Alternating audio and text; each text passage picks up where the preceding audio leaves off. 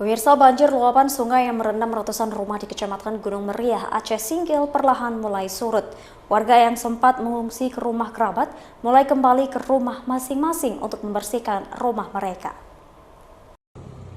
Banjir luapan sungai yang merendam ratusan rumah warga di Desa Rimo dan Cingkam, Kecamatan Gunung Meriah, Kabupaten Aceh Singkil berangsur surut.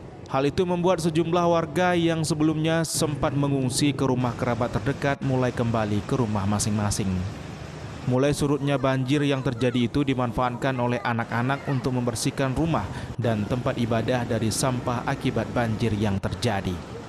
Kapolsek Gunung Meriah Ibda M. Sabri mengatakan, pasca banjir mulai surut, warga yang mengungsi memutuskan untuk kembali ke rumah masing-masing.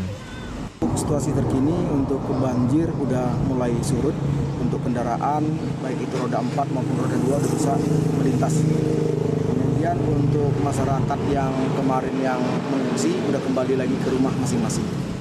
Kendati banjir mulai surut, Kapolsek tetap menghimbau agar warga selalu waspada lantaran intensitas hujan masih cenderung tinggi dan dikhawatirkan banjir akan terjadi kembali.